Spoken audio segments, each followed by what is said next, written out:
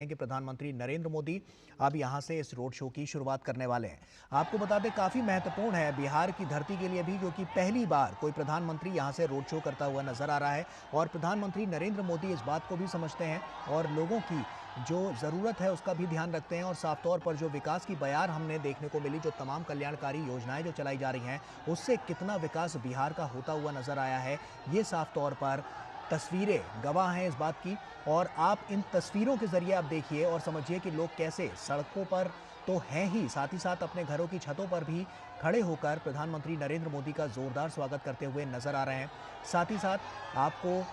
बता दें कि आप देख सकते हैं यहाँ पर मुख्यमंत्री नीतीश कुमार भी साथ में हैं और साथ ही साथ पूर्व केंद्रीय मंत्री और यहाँ से पटना साहिब से जो प्रत्याशी हैं रविशंकर प्रसाद, वो भी उनके साथ यहाँ पर मौजूद हैं। तो ऐसे में काफ़ी महत्वपूर्ण ये पूरा क्षण हो जाता है, क्योंकि प्रधानमंत्री नरेंद्र मोदी जब भी रोड शो करते हैं हमने देखा है कि जन सैलाब उमड़ पड़ता है। ऐसे में बिहार की जनता भी प्रधानमंत्री नरेंद्र मोदी को बहुत पसंद करती है और हमने 2019 के चुनाव में भी देखा जो सबसे ज़्यादा सीटें लेकर बीजेपी ही आगे निकलकर सामने आई थी। और अब की बार भी ये देखने को मिल सकता है जब 4 जून को नतीजे आएंगे कि अब की बार भी काफ़ी महत्वपूर्ण हो जाएगा चुनाव के लिहाज से, यहाँ के लोगों के लिहाज से। और बिहार की जनता जिस तरह से हमने देखा कि लगातार जो अपने विकास की जो कहानी और जो गाथा लिखने की कोशिश की है, तो वो कहीं ना कहीं काफ़ी महत्वपूर्ण हो जाता है और बहुत कुछ सिद्ध करता है। और ये तस्वीरें इसी बात की गवाह हैं। आप देख सकते हैं हज़ारों की संख्या में यहाँ पर लोग मौजूद हैं। राजेश हमारे सहयोगी हमारे साथ जुड़ रहे हैं, राजेश का रुख करते हैं। राजेश, साफ तौर पर तस्वीरें बहुत कुछ कह रही हैं, क्योंकि प्रधानमंत्री नरेंद्र मोदी जब यहाँ पर पहुंचे जोरदार तरीके से इनका स्वागत किया गया और ये तस्वीरें अपने आप में एक बड़े संकेत दे रही है लोकसभा चुनाव को लेकर। हाँ, देखिए, प्रधानमंत्री नरेंद्र मोदी का जो काफिला है वो पटना एयरपोर्ट से राजभवन पहुंचा और राजभवन के बाद वो सीधे डाक बंगला चौराहा होते हुए भट्टाचार्य मोड़ पर पहुंचे। और यहाँ जो मैं दृश्य देख पा रहा हूँ गौरव, ये एक अद्भुत विहंगम मनोरम दृश्य है कि प्रधानमंत्री के साथ एक तरफ रविशंकर प्रसाद मौजूद है। पर ये रोड शो की जो हम तस्वीरें देख रहे हैं, हम देख रहे हैं महिलाएं भी बड़ी संख्या में इसमें आगे बढ़ती हुई नजर आ रही हैं। रोड शो को लेकर क्या हलचल नजर आ रही है और साफ तौर पर तस्वीरें बहुत कुछ कह रही हैं। मैं वही आपको बताना चाह रहा था गौरव की जो महिलाएं हैं वो बड़ी तादाद में प्रधानमंत्री नरेंद्र मोदी का स्वागत करने के लिए यहाँ खड़ी है। आप दृश्यों में देखिए कि माथे पर साफा बांधी हुई है, उनका गेटअप बिल्कुल जो है वो बदला हुआ है और उनका कहना है कि आधी आबादी का प्रतिनिधित्व जो है प्रधानमंत्री नरेंद्र मोदी के नेतृत्व में जिस तरीके से देश में बढ़ा है, उसकी कहीं ना कहीं हम उसको थैंक्स करने के लिए, उनका अभिवादन करने के लिए, उनका शुक्रिया अदा करने के लिए ये तमाम महिलाएं पटना की सड़कों पर चल रही हैं प्रधानमंत्री नरेंद्र मोदी के काफिले के आगे। और उसके बाद मीडिया का काफिला है और आप ये देखिए नजारा, पीएम मोदी किस तरीके से सड़क के दोनों किनारे जो लोग खड़े हैं, छतों के ऊपर खड़े हैं, फूलों की वर्षा हो रही है और जगह जगह पर कटआउट बनाए गए हैं, जगह जगह पर जो नजारे दिखाए जा रहे हैं। अद्भुत मनोरम दृश्य हम कह सकते हैं। प्रधानमंत्री नरेंद्र मोदी पटना में पहली बार रोड शो करने के लिए पहुंचे हैं और कल रविशंकर प्रसाद का जब मैंने इंटरव्यू किया था गौरव, तो उन्होंने कहा कि देश के नरेंद्र मोदी पहले प्रधानमंत्री हैं जो बिहार में रोड शो करने के लिए आए हैं। इससे पहले उनका कभी भी रोड शो बिहार में नहीं हुआ था या किसी भी प्रधानमंत्री का रोड शो नहीं हुआ था। तो ऐसे में कहीं ना कहीं यह जो रोड शो और सड़कों पर उमड़ा जन सैलाब, और ये देखिए कि हमारी ठीक दाहिनी तरफ जो प्रधानमंत्री का काफिला है उससे हम कह सकते हैं कि बाईं तरफ ये जिस तरीके से काशी विश्वनाथ में के मंदिर में जब शाम के समय आरती की जाती है, उस आरती की भव्य छटा देखने को मिल रही है। और तमाम जो धार्मिक आस्था में, अनुष्ठान में आस्था रखने वाले लोग हैं वो काशी विश्वनाथ की तर्ज पर आरती कर रहे हैं और आरती के दौरान कहीं न कहीं बड़े बड़े दीपों की जो लड़ियां हैं, जो मालाएं हैं, वो साफ तौर पर देखने को मिल रही है। पटना की सड़कों पर प्रधानमंत्री अभिभूत है, उनके साथ बिहार के डिप्टी सीएम और प्रदेश अध्यक्ष सम्राट चौधरी भी दिखाई पड़ रहे हैं और प्रधानमंत्री तमाम लोगों का अभिवादन स्वीकार कर रहे हैं। हाथ जोड़कर जो लोग की तर्ज पर जो लोग उसको खिचड़ियां लेकर आरती कर रहे हैं। इसका प्रधानमंत्री ने झुककर अभिवादन किया, उनका नमन किया और यह दिखाता है कि किस शालीनता और किस व्यवहारिकता के साथ प्रधानमंत्री पटना की सड़कों पर लोगों का अभिवादन स्वीकार कर रहे हैं, अभिनंदन स्वीकार कर रहे हैं। और यह पहला मौका है जब देश के किसी प्रधानमंत्री ने बिहार में आकर ठीक है, रोड शो किया है। गौरव, बिल्कुल बिल्कुल। राजेश, आप बने रहिए हमारे साथ। वरिष्ठ सहयोगी हमारे विनोद मिश्रा जी भी हमारे साथ जुड़ चुके हैं। विनोद जी, साफ तौर पर हमने देखा कि रोड शो चाहे जहां भी हो देश भर में, जन सैलाब एक उमड़ कर सामने आता है, लोग फूल बरसाते हैं, प्रधानमंत्री का जोरदार तरीके से स्वागत करते हैं। कुछ तस्वीरें जो साफ तौर पर नजर आ रही हैं, पटना भी यहाँ पर वहाँ के जो लोग हैं वो भी काफी जोर शोर से प्रधानमंत्री का स्वागत करते हुए नजर आ रहे हैं। अद्भुत नजारा और ये अद्भुत जो दृश्य आप देख रहे हैं, जैसे राजेश अभी कह रहे थे कि ये बिहार से एक इतिहास बन रहा है। इतिहास में इसलिए कह रहा हूँ कि जब ये देखिए कि देश के पहला प्रधानमंत्री आज अगर पटना से इस बड़े एक रोड शो के आयोजन में शामिल है, साथ में वहाँ के सीएम नीतीश कुमार है, कैंडिडेट रविशंकर प्रसाद है, बाकी जो बीजेपी के वहाँ लीडर है। लेकिन ये अद्भुत मैं इसलिए कह रहा हूँ कि बिहार का जिस तरह से आप ये देखिए कि पटना और पाटलिपुत्र दो एक कंस्टिट्यूंसी है वहाँ राजधानी के पास में,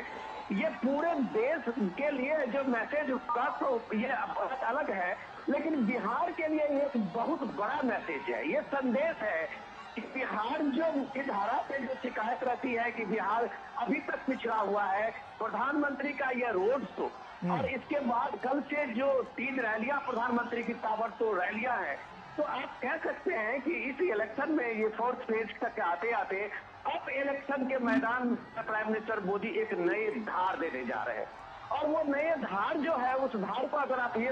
इस तरह से हम समझे कि आज बंगाल में प्राइम मिनिस्टर मोदी 4 रैलियां करके पटना वो लौटे हैं और इस लौटने के साथ प्रधानमंत्री का यह रोड शो है। हम अंदाजा कर सकते हैं कि 42-45 डिग्री टेम्परेचर में देश का प्रधानमंत्री एक बंगाल के एक सूबे में 4 बड़ी रैलियां करके पटना आता है और इतने बड़े रोड शो के आयोजन में शामिल होता है, तो उसका एनर्जी लेवल क्या है। और जब हम उस एनर्जी के लेवल के साथ में बात करते हैं तो उसमें ये भी देखने की जरूरत होती है कि वो कमिटमेंट लेवल क्या है। और उस कमिटमेंट लेवल की बात जब आप देखते हैं, तब जब इस रोड शो के दोनों बगल खड़े हुए लोगों की उत्सुकता, लोगों की ये भीड़, लोगों की ये ललक, तब हमें पता चलता है कि प्राइम मिनिस्टर का ये कमिटमेंट, प्राइम मिनिस्टर की ये एनर्जी लेवल, ये सारा कुछ सब कुछ इसी लोगों के विश्वास में है, सब कुछ इसी लोगों के भरोसे में है जो घरों के बालकनी में हो या जहां भी, जो देखिए ये छोटी छोटी सड़कें हैं जहां से ये सड़क ये काफिला गुजर रहा है प्रधानमंत्री मोदी का, वो सड़कें छोटी है क्योंकि पुराना पटना का वो इलाका है और ठसाठस भरी हुई दोनों सड़कों के बीच से प्रधानमंत्री मोदी का ये काफिला निकल रहा है। तो आप यकीन कीजिए कि जो राजनीतिक दशा दिशा की जो चर्चा टीवी पे जो भी होती रही हो, पटना के मन में, बिहार के मन में क्या है, ये रोड शो बता रहा है। और रोड शो में ये आकुलता लोगों की और जो लोगों की ललक बता रही है कि देश के लिए लोग चुनाव चुनते हैं, राज्य के जो वहाँ की स्थानीय समस्याएं हैं वो किसी भी रूप में, कोई भी जाति कॉम्बिनेशन है वो देश के कॉम्बिनेशन के सामने में पीछे छूट जाता है। और वो जब नरेंद्र मोदी सामने में होता है तो लोगों के सामने में सिर्फ देश होता है। और ये इस भीड़ से, इस लोगों की ललक से इस रोड शो में बिहार से, पटना से ये साफ मैसेज है। बिल्कुल। विनोद जी, 2019 में हमने देखा कि बीजेपी सबसे बड़ी पार्टी बनकर यहाँ पर उभरती हुई नजर आई थी और साफ तौर पर 17 सीटों पर काबिज हुई थी। अब की बार के जो आंकड़े हैं, क्योंकि जेडीयू भी साथ में आ रही है, तो कहीं ना कहीं कह सकते हैं कि अब की बार बड़ी बढ़त की ओर भारतीय जनता पार्टी और एनडीए गठबंधन बढ़ता हुआ दिखेगा। डेफिनेटली, अगर आप ये देखिए कि सबसे पहले जो मैंने बताया कि पटना में आप जो जमीनी सच्चाई है उसको समझना चाहिए। देखिए, प्रधानमंत्री मोदी का अभी तक ये तीसरे फेज के पूरा होने और चौथे फेज के कल इलेक्शन से पहले तक 82 रैलियां प्रधानमंत्री मोदी ने किया है देश के अलग अलग कोने में। और बिहार से लेकर बंगाल तक और दक्षिण के राज्यों में जो प्राइम मिनिस्टर मोदी की जब आप रैलियां देखते हैं, लोगों की भीड़ देखते हैं, तब हमें इस बात को यकीन करना पड़ता है गौरव कि जो भी आप वहाँ स्थानीय मुद्दों को लेके या स्थानीय बहस में जो भी कास्ट कम्बिनेशन देते होंगे, राष्ट्र का मुद्दा, देश का मुद्दा अभी भी जानमानस में है। तो जब आप उमेश की बात कर रहे थे कि आप 2019 में भी देखिए, यही कम्बिनेशन था, यही सारे मुद्दे लोकल लोगों के सामने में दिया गया था अलग अलग नैरेटिव्स में, लेकिन मुद्दा वही चला जो देश प्रथम, मुद्दा वही चला, मोदी का कोई विकल्प नहीं। मुद्दा इस बार भी 2024 में वही है कि मुद्दा सिर्फ मोदी और मोदी विरोध का है, तो सामने में लोगों के सामने में मोदी दिखता है। जो ये रोड शो में आप ये अभिवादन करते हुए, जो लोगों के मोबाइल से एक एक पल की तस्वीर उतारते हुए, लोगों की भीड़, लोगों की ललक देखते हुए ये बताते हैं, जब आप देखते हैं तो आप कहते हैं कि राजनीति में क्रांति की शुरुआत पटना से होती है। तो राजनीति में जो देश का ये आप मिजाज देखते हैं, उसकी शुरुआत ये पटना का ये रोड शो आप दिखा रहा है कि मोदी है तो मुमकिन है। बिल्कुल विनोद जी, आप बने रहिए हमारे साथ। राजेश हमारे सहयोगी हमारे साथ जुड़े हुए हैं। राजेश, हमने देखा कि बिहार में आप जगह जगह पर गए और तमाम क्षेत्रों को आपने कवर भी किया, तो ऐसे में तमाम क्षेत्रों की, अच्छा राजेश के पास हम जाएंगे, लेकिन ना विनोद जी आपसे मेरा एक सवाल ये भी है कि जैसे हम बिहार की राजनीति को जब समझने की कोशिश करते हैं तो काफ़ी कुछ यहाँ पर आता है, तमाम समीकरण भी यहाँ पर बनते बिगड़ते हुए नजर आते हैं। ऐसे में अब की बार जो इंडी गठबंधन है वो आगे तो बढ़ता हुआ नजर आ रहा है, लेकिन जो साफ तौर पर एनडीए गठबंधन है वो ज़्यादा मजबूती के साथ आगे आ रहा है, क्योंकि जेडीयू भी साथ में है और अब की बार जो सीटें हैं वो और ज़्यादा आने की संभावना भी बनती जा रही है। विनोद जी, सबसे बड़ी बात है कि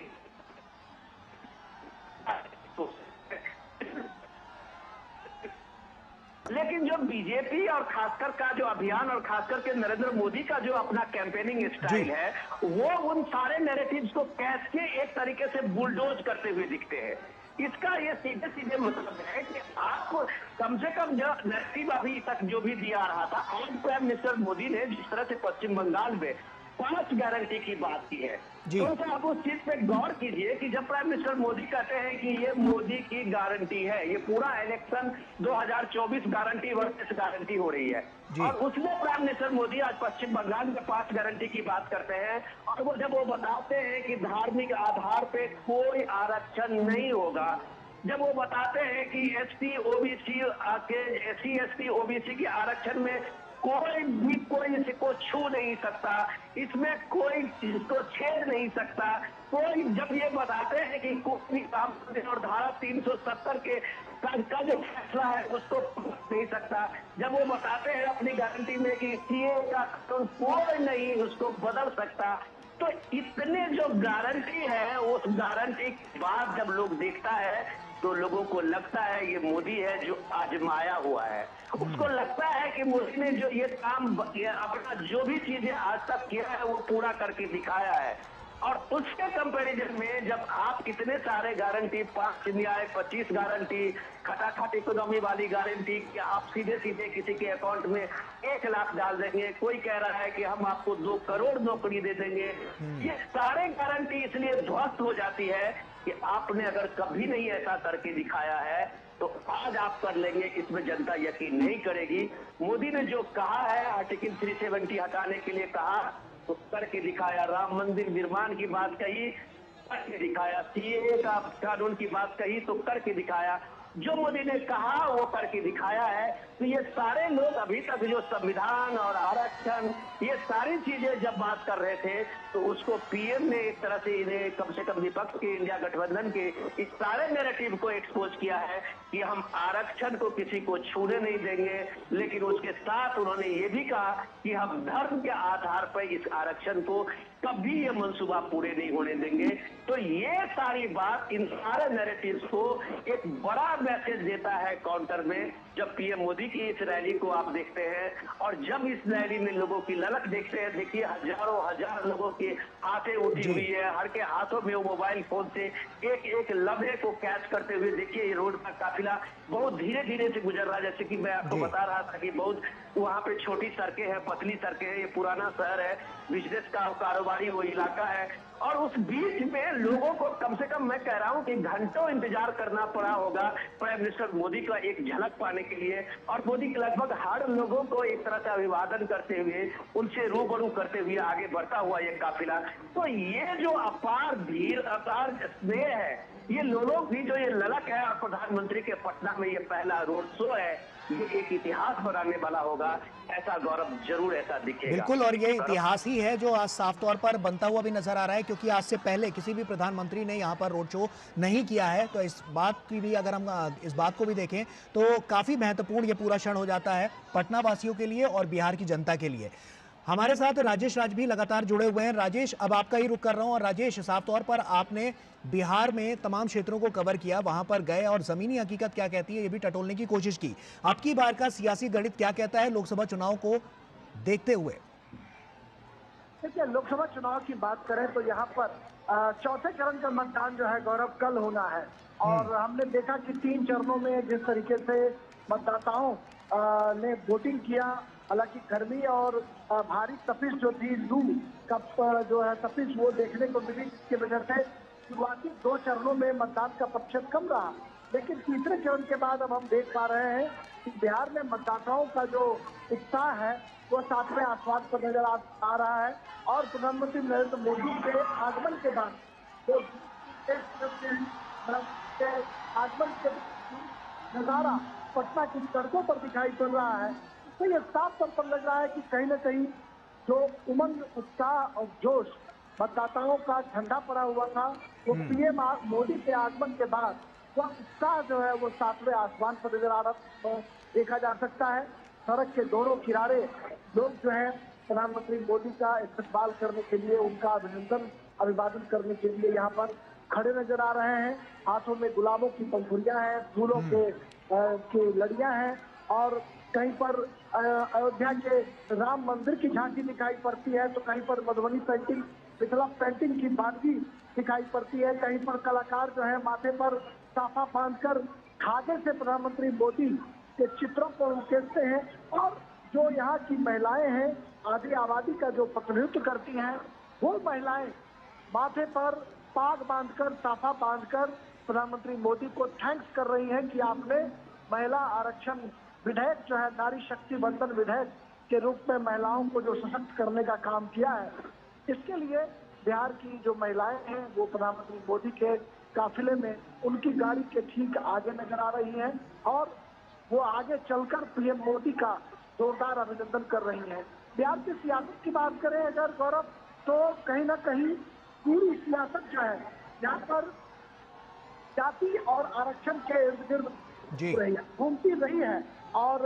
हम कह सकते हैं 2015 विधानसभा चुनाव के वक्त भी इसे उसके इर्द गिर्द घुमाने की कोशिश की गई, लेकिन प्रधानमंत्री नरेंद्र मोदी पिछड़ों दलितों की हिमायत करने की जब बात करते हैं, जब बताते हैं लोगों को कि केंद्र में 26 मंत्री ओबीसी बनाए गए और आरक्षण, बिल्कुल राजेश, साफ तौर पर ये अब की बार नजर भी आएगा, क्योंकि जब लगातार हम देख रहे हैं कि 7 चरणों में जो चुनाव हैं उसमें से चौथे चरण का चुनाव जो है वो कल है, तो ऐसे में काफी महत्वपूर्ण हो जाता है और बिहार की जनता के लिए भी, और जो वादे यहाँ पर किए गए हैं उसके लिए भी। विनोद जी, लगातार हम इस बात को देख रहे हैं कि बिहार की जनता जो है, एक प्रधानमंत्री नरेंद्र मोदी की जो लोकप्रियता है वो तो लगातार बढ़ती जा रही है, और ऐसे में बिहार की जनता भी बढ़ चढ़कर उनका अभिवादन और सत्कार करने के लिए, जोरदार स्वागत करने के लिए किस तरह से यहाँ पर लाखों की संख्या में हम कह सकते हैं, क्योंकि एक बड़ा रोड शो है ये, तो वहां पर लोग पहुंचे हुए हैं। ऐसे में विकास की जो बयार लगातार हम देख रहे हैं जो केंद्र सरकार बढ़ाने की कोशिश कर रही है, वो बिहार में और तेज गति से आती हुई नजर आएगी, तो कितनी बड़ी तस्वीर यहां से निकलकर सामने आएगी?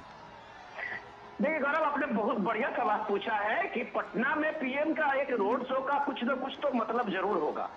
और जब हम इस बात को देखते हैं कि पीएम का जिस रोड शो का मतलब क्या है, और जब पहली बार जब ये कहते हैं कि आजादी के बाद पहली बार देश का प्रधानमंत्री पटना में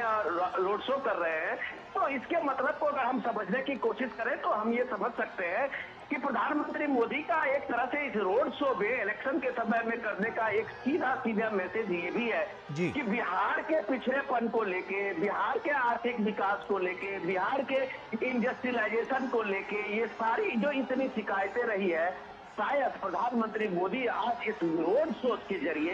एक तरह से वो कमिटमेंट देते हुए इसको एक तरह से पूरा करते हुए जा रहे हैं कि हमने अपनी आंखों से पटना के पूरे शहर के पुराने पटना से नए पटना तक के जो 2.5 किलोमीटर का स्ट्रेच है, हमने उसके चीजों को देखा है और पटना बदलेगा, बिहार बदलेगा, और बिहार बदलेगा तो देश में एक नए बदलाव, एक आर्थिक बदलाव का भी एक मैसेज बनेगा, एक समृद्ध भारत की बात भी जब बात बनेगी तो वो सारी चीजों का मैसेज पटना में इन लोगों के सामने में प्रधानमंत्री मोदी का एक तरह से आप समझिए कि इसका संदेश ये भी है। दूसरी बात, जब वो पॉलिटिकल बात आप कह रहे थे कि जिसमें राजनीति की और सियासत की बात इस रोड शो के जरिए हम देख रहे थे, तो हम बात राजेश की बात को आगे बढ़ाते हैं कि इसमें एक समझने की जरूरत है कि पिछले 30-40 साल से आरजेडी का पूरे की तरह से एक समाजवादी जो वहाँ एक धारा है, उसका प्रभाव सिर्फ यही रहा है कि एक तबका जो मुस्लिम है उसको एक तरह से एक भ्रम डालना, उसको एक तरह से उत्पीड़न और उस तरह से एक विक्टिम का बना के एक तरह पॉलिटिकल एक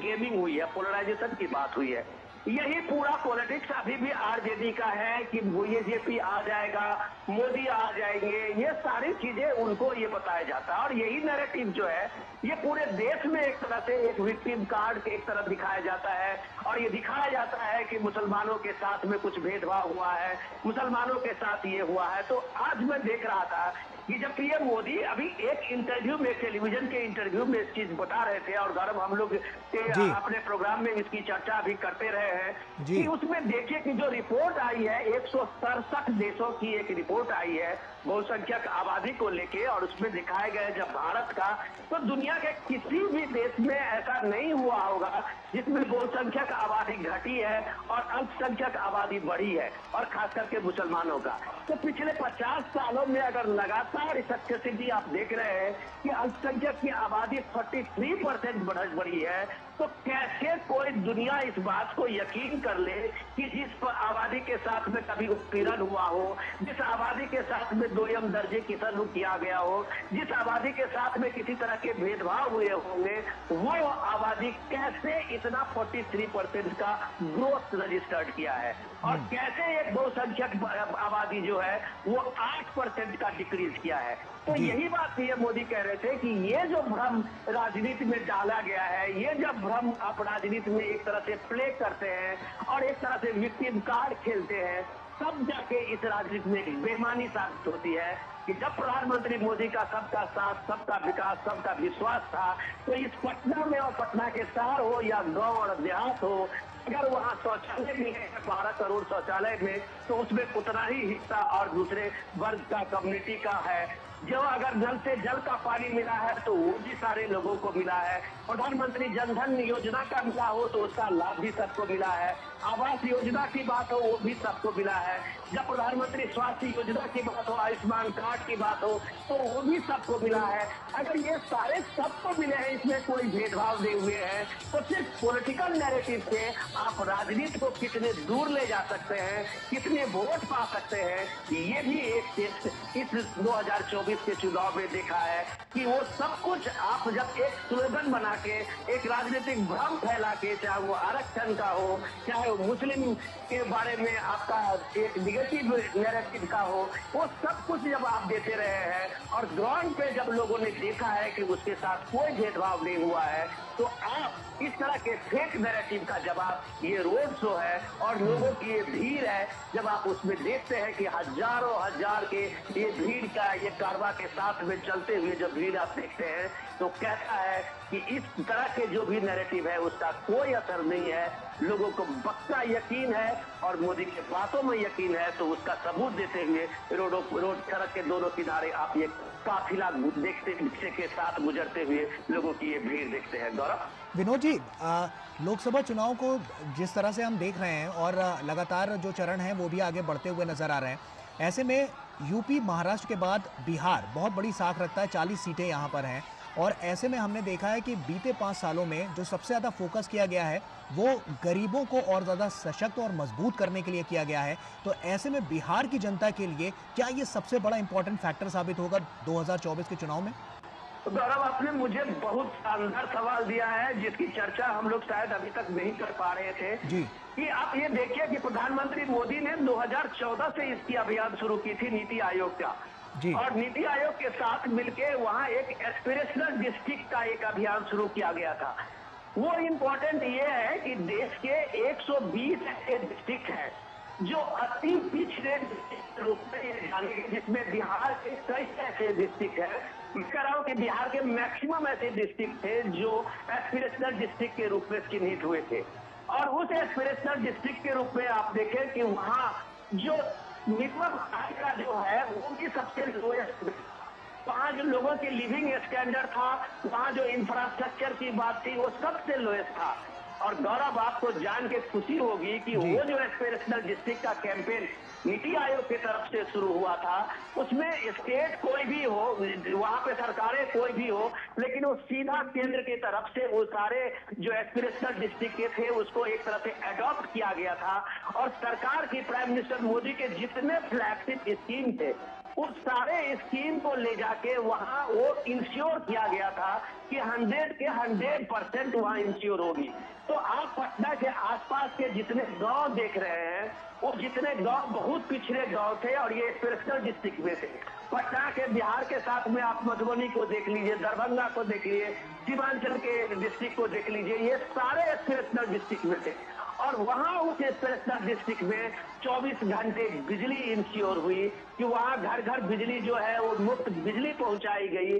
लाइन उसका कनेक्शन दिया गया, वहां सबसे ज्यादा गैस कनेक्शन दिया गया, वहां सबसे ज्यादा प्रधानमंत्री आवास योजना का उसमें स्वीकृति मिली, वहां सबसे ज्यादा आयुष्मान कार्ड बटे। तो ये एस्पिरेशनल डिस्ट्रिक्ट में जो प्रधानमंत्री मोदी का उसने 2019 में लोगों के सामने में पहुंचा तो बीजेपी एनडीए को 39 सीटें मिली थी। ये याद रखने की जरूरत है जी। ये कोई पॉलिटिकल स्लोगन से नहीं मिला था, वो एस्पिरेशनल डिस्ट्रिक्ट में का वो अभियान से पीएम मोदी ने करके दिखाया था, जो बिहार में सबसे ज्यादा लोगों को बेनिफिट मिला था और बेनिफिशियरी हुए थे। और उसका नतीजा आपने 2019 में देखा था कि 39 सीटें मिली थी। वो सिलसिला जो है एस्पिरेशनल डिस्ट्रिक्ट का वो आज भी जारी है। और अगर उस सब डिस्ट्रिक्ट में जो एक विकास के रूप में वो आगे बढ़े हैं तो पीएम मोदी कहते हैं कि ये एस्पिरेशनल इंडिया है, आकांक्षी भारत जब आप कहते हैं तो लोगों को ये उम्मीद लगती है कि ये जितना विकास के बाद जब पीएम मोदी कहते हैं कि 25 करोड़ आबादी को गरीबी रेखा से बाहर निकाल आया है तो वो क्रेडिट एस्पिरेशनल डिस्ट्रिक्ट को जाता है। और जब वो एस्पिरेशनल डिस्ट्रिक्ट के प्रभाव से आज लोग एक तरह से मुख्यधारा में लौटे हैं तो ये आप ये देखिए कि रोड शो का नजारा देखिए, वो सारे एस्पिरेशनल डिस्ट्रिक्ट के और वो महत्वाकांक्षी भारत के वो लोग हैं जिनको ये लगता है, यकीन लगता है कि जो विकसित भारत के संकल्प मोदी कहते हैं वो कागजी नहीं है, वो जमीन पे उतरा है और सब लोगों का ये भरोसा जगता है। गौरव, बिल्कुल। और विनोद जी इस पर भी नजर डालें तो अब हम थोड़ा सा विपक्ष की भी बात कर लेते हैं, क्योंकि साफ तौर पर हमने देखा कि इंडी गठबंधन यहाँ पर बहुत कुछ खेल करने की कोशिश कर रहा है, लेकिन अब की बार क्या वो इसमें कामयाब हो पाएगा? तमाम उनके पास कोई ऐसे मुद्दे नहीं है जिसके लिए वो जनता के बीच जा पाए, क्योंकि 2019 में हमने देखा सिर्फ कांग्रेस एक सीट लेकर आई थी, बाकी आरजेडी वगैरह कहीं नजर नहीं आई। तो अब की बार क्या लगता है, क्या इंडी गठबंधन जो कि साथ मिलकर आगे आ रहा है तो अब की बार क्या उनके लिए कोई यहाँ पर फैक्टर साबित हो सकता है, या अब की बार जो साफ तौर पर जनता जो विकास की बयार देख रही है उसी आधार पर वोट करेगी? बहुत बढ़िया गौरव, आपने जो सवाल किया है उसका जीता जागता उदाहरण आपके सामने में है जी कि यही बिहार है जो सबसे पहले इंडिया गठबंधन की सबसे पहला नींव इसी बिहार से पाटलिपुत्र से हुआ था। बिल्कुल। और यही नीतीश कुमार है जो इसके पूरे तरह से एक तरह से संयोजक उसके थे। और नीतीश कुमार के खेत का वो क्रेडिट गया था कि वो एक तरह से 27-28 दलों को बिहार में और पटना में बुला के विपक्ष की एक नई धुरी बनाने की कोशिश की थी।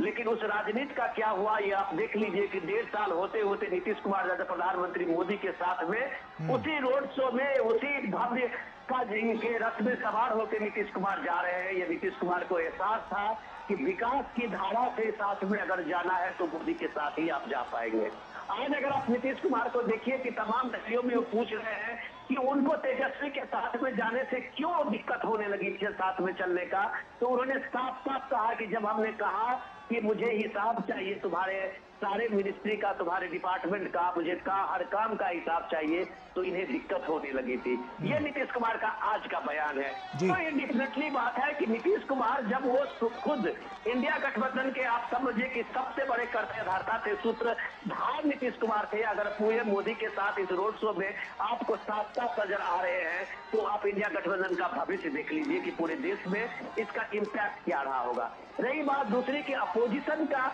आप अगर जमीन पे जिस तरह से आप कैंपेन करते हैं, वो कैंपेन अगर आप सोशल मीडिया के मद्देनजर कर रहे हैं, आप टेलीविजन के हेडलाइन के लिए कर रहे हैं, जो अभी आप अरविंद केजरीवाल को आप देख रहे होंगे, दिल्ली में भी उनका कैंपेन चल रहा है, और जब वाकई में एक कैंपेन आप जमीन पे देख रहे हैं, उसमें बहुत फर्क होता है। प्रधानमंत्री मोदी का जो कैंपेन है वो जमीन से जुड़ा हुआ कैंपेन है, जो लोगों के दिलों में उतरता है। आपने आज पश्चिम बंगाल के उस भावुक लम्हों को देखा था कि बीजेपी कार्यकर्ता कैसे क्राइंग कर रहे थे, कैसे वो रो रहे थे प्रधानमंत्री मोदी को अपने सामने में पाकर। ये लगाव होता है एक नेता का और एक नेतृत्व का, ये विश्वास होता है एक नेतृत्व का अपने छोटे से छोटे कार्यकर्ताओं के बीच के एक संवाद का। तो जब प्रधानमंत्री मोदी जब इतने लाखों लोगों जो आज पटना के सड़क पे खड़े हैं, उनके साथ एक संवाद बनाते हैं, उनके साथ एक आंख मिलाते हुए, उनसे नजर मिलाते हुए, अपनी उस भावना को के सामने में रखते हुए और लोगों की उस भावना को स्वीकार करते हुए जब आगे बढ़ते हैं, तो ये नैरेटिव काम करता है। आप अगर हेडलाइन के लिए जो नैरेटिव दिल्ली में लिया जा रहा है, जो नैरेटिव आप ये देख रहे हैं अलग अलग यूपी के और बिहार के मंचों पे आप देख रहे हैं, वो नैरेटिव आपको हेडलाइन दे सकता है, वो अखबारों में थोड़ी सी जगह दे सकता है। विनोद जी, वही तो तस्वीरों में भी नजर आ रहा है, जैसा कि हम देख पा रहे हैं लगातार जो कारवां है वो तो आगे बढ़ ही रहा है, लेकिन साफ तौर पर महिलाओं की भागीदारी और युवाओं की भागीदारी भी बहुत ज़्यादा सुनिश्चित इसमें नजर आ रही है। महिलाएं जिस तरह से नाचती गाती नजर आ रही है, हमने देखा कि अगर हम बीते 5 सालों की और बीते 10 सालों की बात कर लें, तो महिला सशक्तिकरण को लेकर, महिलाओं को सशक्त करने को लेकर लगातार सरकार की कवायद हमेशा कारगर साबित हुई है, क्योंकि इससे पहले की सरकारों में हमने ये चीज़ नहीं देखी थी। अब की बार युवा, गरीब, महिलाएं, इनको सबसे ज़्यादा फोकस में रखा गया है। गौरव, अगर इस बात को देखें तो बिहार इसका ये पहला उदाहरण है। बिहार में एनडीए की सरकार जब बनी थी तो सबसे पहला एक बिहार में ये एक्सपेरिमेंट हुआ था, और नीतीश कुमार ने वहाँ 50% जो है रिजर्वेशन पंचायत में लोकल बॉडी इलेक्शन में किया था। और ये आधी आबादी का जो सबसे एम्पावरमेंट मिला है वो बिहार से मिला है। जब प्रधानमंत्री मोदी जो लखपति दीदी का एक वहाँ पे एक शुरू किए थे उस योजना को, तो आप ये देखिए कि बिहार में जो है वो ये लखपति दीदी में आज बिहार सबसे आगे है। और बिहार की जब आप बात करें तो उद्यमी महिला को रूप में आप देखें तो इस छोटे स्वयं सहायता समूह का अब वो जो आधी आबादी को उस एक मुख्य धारा में आने का मौका मिला है। हम जैसा कि पोस्टर में भी देख पा रहे हैं कि गरीब, पिछड़ों, दलितों को अपना हक दिलाने के लिए मोदी जी का शुक्रिया, इस तरह के बैनर पोस्टर भी यहाँ पर लगे हुए हैं। डेफिनेटली मैं वही कह रहा हूँ कि वो चीजें जो जमीन पे उतरते हुए लोगों ने देखा है कि उसमें एम्पावरमेंट की जब आप कहते हैं कि आधी आबादी का जो एम्पावरमेंट बिहार में है, वो शायद दूसरे राज्यों की अपेक्षा में बिहार अभी काफी आगे है। और यही महिला सशक्तिकरण की बात जब से बिहार में एक सामने में आई है, फ्रंट फुट पे है, तो आप ये देखिए कि तमाम पॉलिटिकल डिस्कोर्स जो बिहार के थे वो सारे पीछे छूटते चले गए थे। ये पीछे इसलिए छूटते चले गए थे कि महिलाओं ने वहां लीड लिया था, और महिलाएं जब एक पॉलिटिकल इसमें नैरेटिव में लीड लेती है, तब वहां का नैरेटिव जो है वो सारे फेक नैरेटिव खत्म हो जाते हैं। वो उसका उदाहरण भी बिहार है। तो ये देखिए कि ये प्राइम मिनिस्टर मोदी की जितनी योजनाएं हैं वो सारी योजनाएं सीधे महिलाओं को जोड़ा है, चाहे वो गैस कनेक्शन हो, उज्ज्वला स्कीम हो, चाहे प्रधानमंत्री का वो का स्कीम जो है जनधन स्कीम हो, चाहे प्रधानमंत्री का आप ये देखिए ये आवास योजना हो, ये सारे योजनाओं में जो घर की मालकिन है वो महिलाएं बनी है। चाहे आप प्रधानमंत्री का ये सफाई योजना में, स्वच्छ भारत अभियान का योजना में देखिए, तो ये सारी योजनाएं डेडिकेटेड टू वुमेन रही है। और ये 50% की जो आबादी है, ये बड़ी आबादी जो बिहार की है, उसको लगता है कि इस देश में पहली बार जब महिलाओं को लेके जो एक सेंसिटिविटी जिसको आप कहते हैं कि कि महिलाओं को क्या जरूरत है इसका किसी ने ख्याल रखा है तो वो मोदी है, जिसमें गैस कनेक्शन, उसके चूल्हे का भी इंतजाम रखा, उसके शौचालय की व्यवस्था भी रखी, उसके स्वास्थ्य की व्यवस्था भी रखी, उसके घर में बिजली और उसके सामने में इंफ्रास्ट्रक्चर रोड की व्यवस्था भी रखी। तो ये जो एक बार पहली बार देश आजादी के बाद अगर इस देश की मुख्य धारा और आधी आबादी का किसी भी नेता ने पहली बार अगर एक संजीदगी से सामने में रखा अपनी योजनाओं से तो प्रधानमंत्री मोदी है। इसलिए इस देश के आधी आबादी के वोट के डर से उस सारे पॉलिटिकल नैरेटिव जब फेल होता है तब ये इस तरह का एजेंडा चलता है कि हम 5,000 देंगे, हम 2,000 देंगे, हम 1,000 देंगे। ये हजार जो बरसता है वो इसी का डर है, जिसको लगता है कि प्रधानमंत्री मोदी ने एक तरह से अपनी आधी आबादी में जबरदस्त तरीके से अपनी जगह बनाई है, जो ये महिलाओं को आप सामने चलते हुए देखते हैं। बिल्कुल विनोद जी, आप बने रहिए हमारे साथ। राजेश राज हमारे सहयोगी हमारे साथ जुड़े हुए हैं। राजेश, दूर दराज के इलाकों की जब हम बात करते हैं जहां पर पहले सुविधाएं नहीं पहुंच पाती थी, अब की बार क्या है वहां का समीकरण कि वहां तक जो तमाम केंद्र सरकार की योजनाएं, परियोजनाएं और जो लोगों तक पहुंचने की कवायद थी वो अब की बार क्या कुछ कह रही है और कितना अंतर नजर आया और कितना वहां पर जो तस्वीर है वो बदलती हुई नजर आई है? देखिए, अगर तस्वीर की बात करें तो बिहार की तस्वीर कहीं ना कहीं बिल्कुल बदली हुई तस्वीर नजर आती है, इसलिए कि हम जब बात करते हैं राजेंद्र सेतु की, महात्मा या फिर वैसे ब्रिज जो बरसों से जर्जर पड़े हुए थे, जो पटना को उत्तर बिहार और दक्षिण बिहार से जोड़ नहीं पा रहे थे, तो ऐसे ब्रिज जो महात्मा गांधी सेतु ब्रिज है जिससे कहीं ना कहीं मोतिहारी बेतिया वाल्मीकि नगर की दूरी जो है वो सिमट दी गई, वो सेतु का निर्माण कराया गया। राजेंद्र सेतु जो बेगूसराय, सिमरिया, मोकामा के इलाके में है, दिनकर राष्ट्रपति रामधारी सिंह दिनकर की भूमि पर, वहां पर 6 लेन पुल का निर्माण किया जा रहा है, डबल ब्रिज रेलवे का निर्माण कराया जा रहा है। सड़कों का जाल हम कह सकते हैं कि बिहार में 4 लेन के रूप में जो है वो बिक चुका है। तो ऐसे में जब हम विकास की अवधारणा की बात करते हैं तो कहीं ना कहीं बिहार उस पर आगे बढ़ता हुआ दिखाई पड़ता है। एक जमाना था जब बिहार में कुछ पार्टियां वो दूसरे लहजे की बात करती थी, अगर तो आज कम से कम प्रधानमंत्री मोदी की वजह से एक एजेंडा जरूर सेट हुआ है कि सत्ता और विपक्ष दोनों चाहे वो विकास की बात कर रहे हैं, विकास बनाम विकास की लड़ाई जो है वो बिहार में दिखाई पड़ रही है। एक तरफ अगर प्रधानमंत्री नरेंद्र मोदी या फिर भारतीय जनता पार्टी, एनडीए के लोग अगर अपने विकास कार्यों को गिनाकर वोट मांगने का काम कर रहे हैं, तो महागठबंधन और एनडीए गठबंधन के जो नेतागण हैं, जो स्टार प्रचारक हैं, वो भी अपने डेवलपमेंट की बात कर रहे हैं। वो भी कह रहे हैं कि हमने अमुक विकास का कार्य किया है, इसके आधार पर जनादेश किया जाना चाहिए। अगर हम रोड शो की बात करें गौरव, रोड शो आहिस्ता आहिस्ता अब आगे बढ़ता हुआ दिखाई पड़ रहा है। पहले यह 1.5 से 2 किलोमीटर तक निर्धारित था, लेकिन जो खबर मिल रही है उसमें यह जो रैली है, यह जो रोड शो है, ये आगे बढ़ता हुआ दिखाई पड़ रहा है। ये उम्मीद की जा रही है कि ये फासला जो है गांधी मैदान तक यह चलेगा और सड़कों के दोनों किनारे अब हम जो है धीरे धीरे दमदमी से हम आगे की तरफ बढ़ रहे हैं और आगे की तरफ हमारा जो प्रधानमंत्री नरेंद्र मोदी का जो कारवा है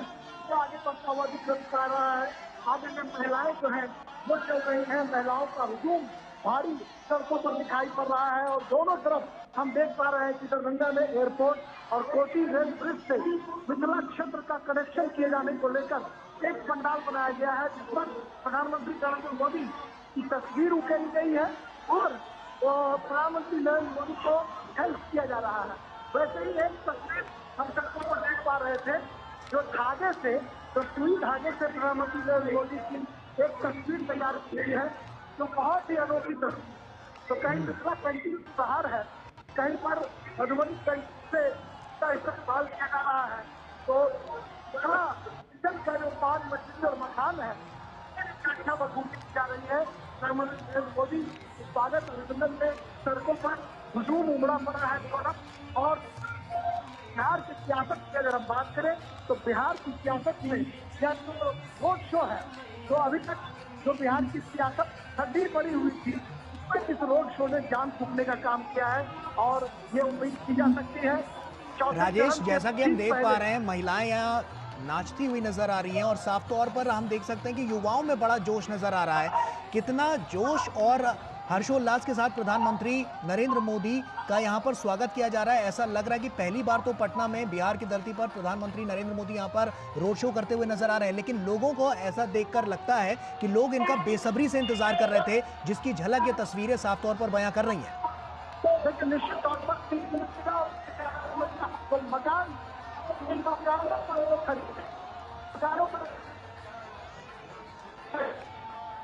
दोनों तरफ महिलाएं। चलिए राजेश, आप बने रहिए हमारे साथ। विनोद जी का रुख करते हैं। विनोद जी, हम साफ तौर पर देख रहे हैं कि जिस तरह से जो युवा हैं और जो तमाम यहाँ जनसैलाब नजर आ रहा है, आज का दृश्य तो बिल्कुल अद्भुत नजर आता है, क्योंकि चाहे घरों की छतों पर आप देख लें, खिड़कियों पर देख लें, दरवाजों पर देख लें, उसके बाद जो रोड है, सड़क है, वहां पर देख लें, लगातार हम देख रहे हैं कि जनसैलाब नजर आ रहा है और लोग नाचते गाते हुए नजर आ रहे हैं प्रधानमंत्री के इस स्वागत के लिए। ऐसे में प्रधानमंत्री को अपने बीच पाकर कहीं ना कहीं एक उम्मीद की जो किरण है वो एक बार फिर से उजागर होती हुई नजर आ रही है कि जो भरोसा था वो सही था और आने वाले समय पर और ज्यादा भरोसा करेंगे। आम चुनाव के बाद तो और ज्यादा यहाँ पर जो विकास की बयार है वो बहती हुई नजर आएगी। विनोद जी, लगता है कि एक बातें तो छूट रही थी जो बहुत महत्वपूर्ण चीज जी थी। जी वो महत्वपूर्ण ये है कि आप रविशंकर प्रसाद को देखते हैं प्रधानमंत्री के इस रोड शो में साथ में, और रविशंकर प्रसाद रामलला विराजमान के वकील रहे हैं। और रामलला विराजमान के वकील मैं इसलिए कह रहा हूँ कि राम मंदिर अभियान की बात जब आप कहते हैं, उस संघर्ष की बात कहते हैं, तो रविशंकर प्रसाद उसके पहले वकील वही थे। अब बीजेपी में उसके बाद वो मंत्री भी बने हैं, बहुत कद्दावर नेता भी है, लेकिन उनकी पहचान वो राम मंदिर के साथ में है जी। तो रामलला के विराजमान को प्राण प्रतिष्ठा के बाद, अयोध्या में राम मंदिर बनने के बाद, अब सोचिए कि उस बिहार में उसका किस तरह का एक बना होगा जी। आप ये सोचिए कि बिहार में जिस तरह जब वहाँ के कार सेवा की बात हो रही थी, अयोध्या में जिस तरह राम मंदिर का उस समय में संघर्ष चल रहा था, तो सबसे पहला वो बिहार के ही था अभियान की शुरुआत करने वाला, और उस अभियान की शुरुआत बिहार से ही हुई थी, सीतामढ़ी से। ये जानकी की भूमि भी है, तो जब ये सीता की भूमि से अगर इसकी एक शुरुआत हुई थी राम मंदिर निर्माण की और राम मंदिर संघर्ष अभियान की जब शुरुआत हुई थी, तो उसकी शुरुआत भी बिहार से हुई थी। आज उसके सामने में अयोध्या में भव्य राम मंदिर का निर्माण हुआ है, उसकी प्राण प्रतिष्ठा हुई है, तो आप सोचिए कि बिहार के किसी भी घर से शायद ही कोई बाकी रहा होगा जो कोई अभी पहुंचा नहीं होगा उस राम मंदिर के दर्शन में और उस अयोध्या के उस भव्य अयोध्या, दिव्य अयोध्या को देखने के लिए। और जब वो वापस आया होगा तो आप सोचिए कि कितने लोगों के बीच में उसकी भव्यता और राम मंदिर के निर्माण से लेके और राम लला के विराजमान के वहां पे होने की वो बातें बताई होगी। तो इस रोड शो में जो आप भीड़ देख रहे हैं, ये उत्सुकता देख रहे हैं, वो राम मंदिर निर्माण का भी है। वो आप जो भव्यता देख रहे हैं वो राम मंदिर के प्राण प्रतिष्ठा का भी है। वो जब आप भव्यता देख रहे हैं तो उस आयोजन में उस 500 साल के संघर्ष की गाथा भी है, जो एक तरह से एक नॉलेजमेंट है। वो जब आप इस तरह की लोगों की वो ललक देख रहे हैं तो पटना गवाह है उस संघर्ष का। पटना गवाह है भारत में अपने प्राचीन सांस्कृतिक धरोहर की स्थापना का एक मूल स्वरूप में लाने का। तो ये सारी चीजें आप देख रहे हैं। जब पटना में प्रधानमंत्री मोदी गुजर रहे हैं तो थोड़ा सा इसका इतिहास जाने तो आप ये देखिए कि आजादी के बाद 1-2 बार सीपीएम के और कम्युनिस्ट पार्टी के नेता यहाँ पे प्रधानमंत्री लोकसभा का नेतृत्व किए थे, लेकिन लगातार वहाँ बीजेपी का और जनसंघ का यहाँ पे एक मजबूत पकड़ रही है और उस पकड़ को वहाँ लोगों ने बना के रखा है। अभी भी बिहार में अगर आप कहें तो पाटलिपुत्र और पटना साहिब का जो इलाका है उसमें भारतीय जनता पार्टी की अच्छी पकड़ है। सुशील मोदी को हम लोग अभी नहीं भूले होंगे। सुशील मोदी भी वहाँ एक बड़े लीडर वहाँ एक तरह से हुआ करते थे और काफी उनकी अच्छी पहुंच बनी रहती थी, लोगों के साथ जनसंपर्क था।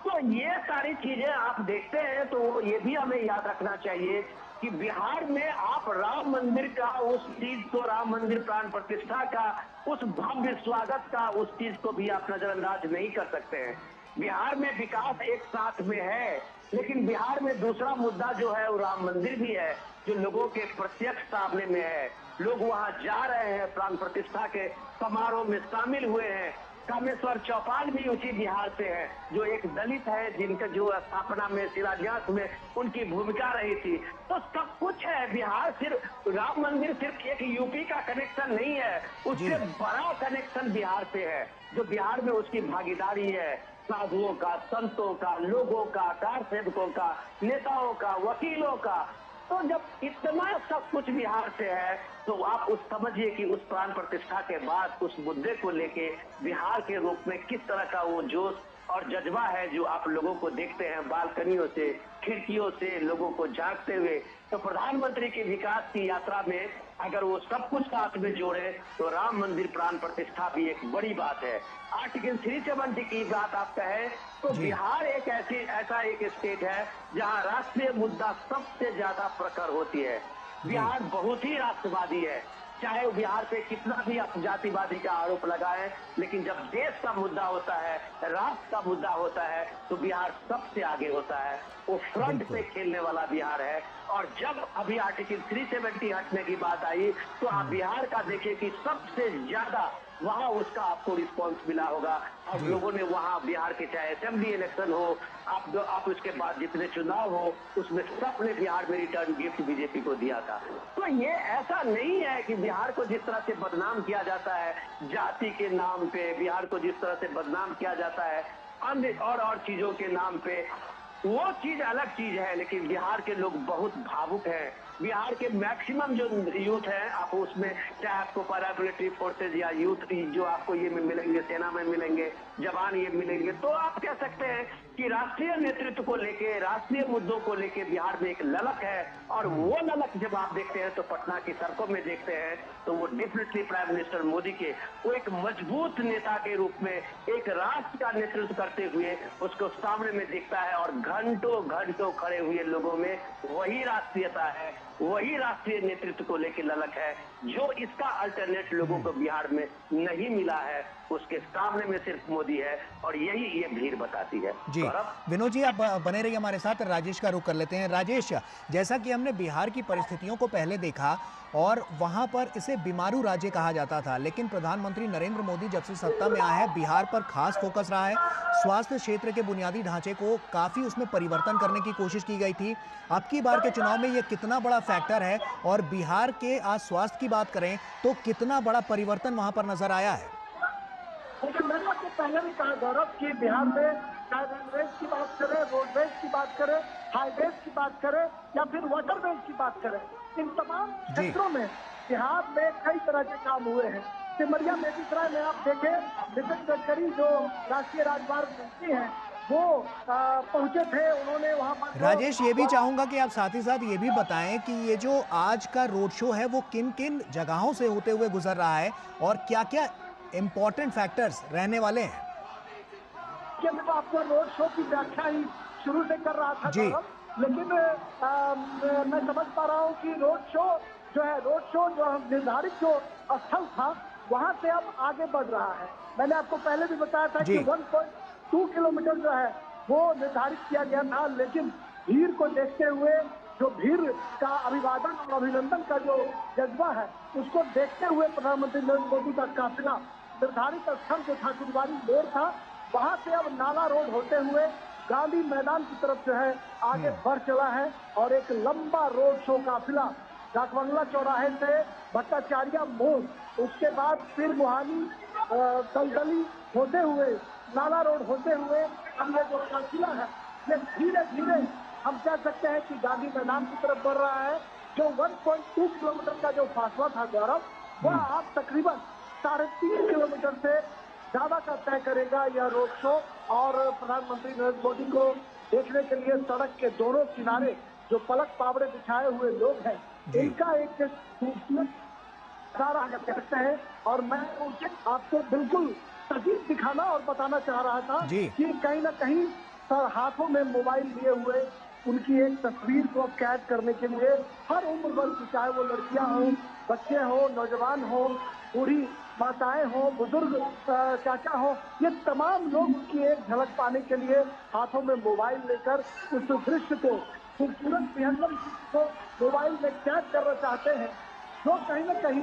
बिहार में सियासत से अलग एक सामंजस्य जो है वह दिखाने की कोशिश कर रहा है कि सियासत चाहे जो भी हो, लेकिन जो सामंजस्य है, जो शालीनता है, जो विनम्रता है, बिहार में किस तरीके से लोग यहाँ पर अपने देश के नेता, देश के प्रधानमंत्री को देखने सुनने, उनका अभिनंदन करने के लिए खड़े हुए हैं, यह दिखाता है कि वाकई बिहार जो है वो लोकतंत्र की जननी है। बिहार का वैशाली हिंदुस्तान लोकतंत्र की जननी है, दुनिया भर के मुल्क के लोगों की जननी है। और प्रधानमंत्री हमेशा जब बिहार आते हैं तो भिखारी ठाकुर को नमन करते हैं, कर्पूरी ठाकुर को नमन करते हैं, वो चंद्रगुप्त बुद्ध और महावीर के बिहार का जिक्र करते हैं, आर्यभट्ट के बिहार का जिक्र करते हैं, और कहीं ना कहीं जो जयप्रकाश नारायण का जो बिहार है उसका वो जिक्र करते हैं, उनको भी नमन करते हैं। तो कहीं ना कहीं बिहार का जो गौरवशाली अतीत है, गौरवशाली अतीत की झलक एक बार फिर पटना की सड़कों पर देखी जा रही है। और लगातार पटना की राजेश, आपने कर्पूरी ठाकुर का जिक्र किया, मेरा सवाल इससे जुड़ा हुआ है कि कर्पूरी ठाकुर को मरणोपरांत अब जैसे केंद्र सरकार ने भारत रत्न से नवाजा है, तो ऐसे में अब की बार ये कितना इम्पैक्ट है और इससे जो बिहार की जनता है वो कितना खुश नजर आई है? हेलो जी राजेश, कर्पूरी ठाकुर को जिस तरह से भारत रत्न से सम्मानित किया गया मरणोपरांत, भारत सरकार का ये एक बहुत बड़ा फैसला था, तो ऐसे में वहां की जनता, बिहार की जनता, क्योंकि आपने वहां पर तमाम क्षेत्र कवर किए हैं, तो ऐसे में वहां पर इसका कितना इम्पैक्ट पड़ता हुआ नजर आया? कर्पूरी ठाकुर भारत रत्न से नवाजे गए हैं और तौर पर कर्पूरी ठाकुर बिहार की धरोहर है और बिहार की धरोहर कहीं सबकी एक पहचान रही है। और जिस तरीके से प्रधानमंत्री नरेंद्र मोदी ने उनको सम्मान देने का काम किया, उनको भारत रत्न देने का फैसला किया, इससे जो गरीब गुरबा पिछड़े वर्ग के जो लोग हैं उनमें काफी खुशी देखी गई। और शायद यही वजह थी कि जब भारत रत्न लेने के लिए उनके जो बेटे हैं रामनाथ ठाकुर, राज्यसभा के सांसद हैं, वो जब वहां पर पहुंचे राष्ट्रपति भवन के सभागार में, तो एक अद्भुत नजारा देखने को मिल रहा था। और ये मानव और आज गरीब परिवार से आने वाले कर्पूरी ठाकुर हैं, गरीब परिवार से बिलोंग करने वाले जो कर्पूरी ठाकुर हैं, उनको भारत सरकार ने भारत रत्न से नवाजने का काम किया। इसकी सराहना चारों तरफ हम कह सकते हैं की जा रही है। और पिछड़े दलित वर्ग के लोगों को सम्मान दिलाने की बात जब कभी की जाती है तो प्रधानमंत्री नरेंद्र मोदी इसके यहाँ जरूर बताने की कोशिश करते हैं कैसे हमने भारत रत्न कर्पूरी ठाकुर को सम्मानित किया, कैसे डॉक्टर भगवान लाल सहनी जो बिहार से आते हैं उनको ओबीसी कमीशन का चेयरमैन उन्होंने बनाया था। अभी हंसराज अहीर ओबीसी कमीशन के चेयरमैन हैं, लेकिन अपनी 2019 की सभाओं में पीएम मोदी ये बताते थे कि हमने ओबीसी कमीशन को कैसे संवैधानिक दर्जा दिया और डॉक्टर भगवान लाल सहनी को पहला जो बिहार से आते हैं। और कहीं न कहीं ओबीसी और पिछड़े वर्ग के जो लोग हैं, जो हाशिए पर पड़े हुए लोग हैं, उनको सम्मान दिलाने के लिए जो भारत सरकार का प्रयास है, उस प्रयास का जिक्र प्रधानमंत्री मोदी जरूर करते हैं। और मैंने आपको पहले ही कहा, बिहार जो है संस्कृत पर चाणक्य की भूमि है, महावीर और बुद्ध की भूमि है, आर्यभट्ट की भूमि है, जयप्रकाश नारायण की भूमि है। जिस जयप्रकाश नारायण के आंदोलन में देश की राजनीतिक दशा और दिशा को बदलने का काम किया, पूरी परिस्थितियों को बदलने का काम किया, उसी क्षेत्र की भूमि पर आज प्रधानमंत्री मोदी का बिल्कुल। और जैसे जैसे हम देख पा रहे हैं तस्वीरों के जरिए राजेश की, जैसे जैसे काफिला और आगे बढ़ता नजर आ रहा है, जो संख्या बल है वो भी और तेज गति से बढ़ती हुई नजर आ रही है। और साफ तौर पर जो महिलाएं हैं वो किस तरह से यहाँ पर आप देख सकते हैं उद्घोष करती हुई नजर आ रही हैं। प्रधानमंत्री भी लगातार हाथ हिलाकर सभी का अभिवादन स्वीकार करते हुए, और जोरदार ये रोड शो नजर आ रहा है। आप देखिए चप्पे चप्पे पर किस तरह से लोग यहाँ पर व्याकुल हैं प्रधानमंत्री की एक छवि पाने के लिए। तस्वीरें बहुत कुछ कह रही हैं, अद्भुत ये तस्वीरें हैं, अलौकिक ये तस्वीरें। और साफ तौर पर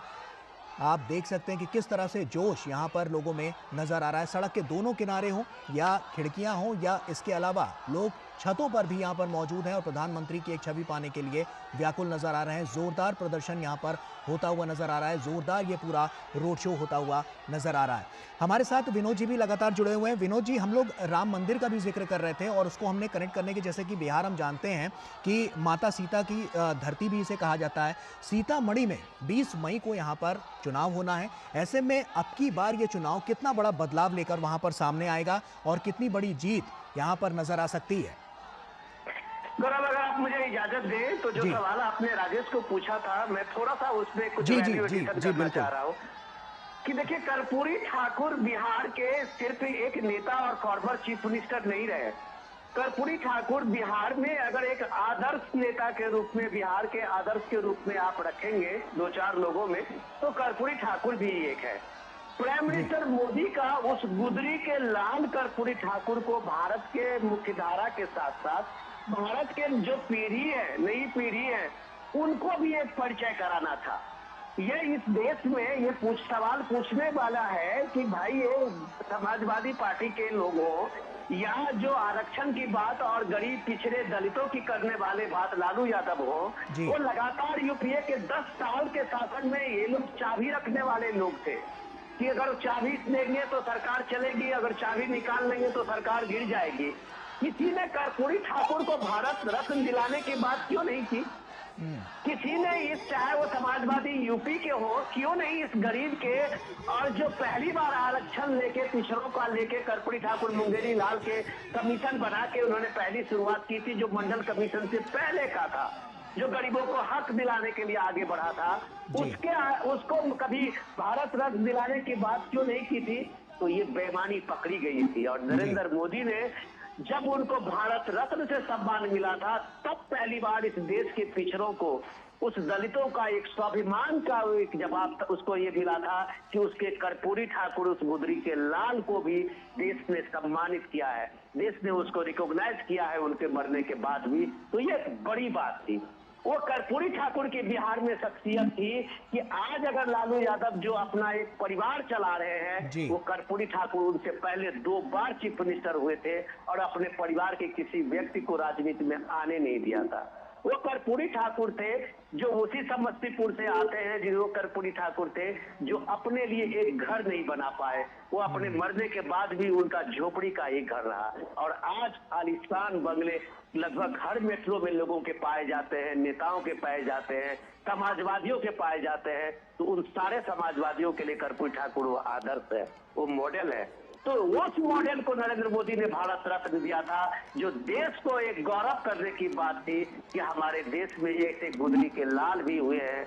वो कर्पूरी ठाकुर रहे हैं जिन्होंने सच में गरीबी को जिया और गरीबों के हक के लिए लड़ा। वही नरेंद्र मोदी है जो सच में गरीबी को जिया और गरीबी के हक के लिए सामने में खड़ा है। और आज देखिए विनोद जी, वही आंकड़े हैं जो निकलकर सामने आ रहे हैं कि 25 करोड़ जो गरीब हैं वो गरीबी रेखा से बाहर निकल चुके हैं। डेफिनेटली गौरव, ये बात आपने बिल्कुल सही इसमें जोड़ा है। और वो गरीब के जो करने वाला जो नेतृत्व खड़ा है आज, जो गरीबी से पल के आया, गरीबी में बढ़ के आया और जिसने गरीबी देखी है, वो कर्पूरी ठाकुर को सम्मानित किया। और वो गरीब का, वो एक साधारण परिवार से आने वाला नरेंद्र मोदी पे जब आप नैरेटिव लगाते हैं कि संविधान खतरे में है, आरक्षण का ये खत्म हो जाएगा, तब शायद आप पे लोग मजाक करते होंगे कि ये नरेंद्र मोदी है जो आपके अपनी 5 गारंटी में कहता है कि हम कभी आरक्षण को खत्म नहीं करने देंगे, न उसे हम छूने देंगे। तो लोगों को यकीन होता है। ये बात मैं इसलिए जोड़ता हूँ। दूसरा सवाल पे आपका सीतामढ़ी पे आता हूँ कि देखिए, ये मिथिला का भी पूरा सीतामढ़ी से लेकर नेपाल का वो तराई क्षेत्र रहा है, जहाँ जानकी का नाम से ही लोग अपने को एक पहचान जोड़ते हैं। हम जब कहते हैं कि हम राजा जनक के उस भूमि से आते हैं, तो हमारी एक पहचान मिथिला और जानकी से होती है। और जब उस पहचान से होती है और जब प्रभु राम की अयोध्या में आज विराजमान होती है, भारत का वो तत्व जगह है, भारत का जब वो पुरुषत्व जगह है, तो मिथिला और वो सीतामढ़ी किस तरह से पीछे रह जाएगी। तो ये सोचने की बात है कि राम मंदिर के वहां प्राण प्रतिष्ठा रामलला के आने के बाद इन सारे इलाकों में एक जो चेतना जगी है। अब आप देखिए कि सीतामढ़ी में जानकी का भी मंदिर की शुरुआत होने लगी है और वो लगभग पंडोरा धाम, ऐसा कहा जाता है कि वहाँ शुरुआत लगभग हो चुकी है। तो भारत ने अपने सनातन ने अपने पुराने उस स्वरूप को अब पाने लगा है, लोगों में एक गर्व की अनुभूति होने लगी है। तो ये सारी चीजें जब होती है ना, तब पता जी चलता है कि एक सांस्कृतिक चेतना का जब जी एक स्वरूप इस दौर में बन के आया है, तो उसके प्रतीक नरेंद्र मोदी है, जो जी विकास के साथ में विरासत को भी संभालना जानते हैं। बिल्कुल इसीलिए और जी राम मंदिर भी है, बिल्कुल तो वो विनोद जी, सारा यही विकास भी तो है। विकास के साथ साथ विरासत को जो संभालने की कवायद है, वही हम देख रहे हैं कि लगातार और बढ़ती हुई नजर आ रही है। और यही है जिससे लोगों का जीवन बदलता हुआ नजर आ रहा है, क्योंकि प्रधानमंत्री नरेंद्र मोदी के पास नियत भी है, नीति भी है, और इसीलिए लगातार जो नियति है वो बदलती हुई लोगों की जिंदगी में नजर आ रही है। बहुत बहुत शुक्रिया विनोद जी आपका, और राजेश राज आपका हमसे जुड़ने के लिए।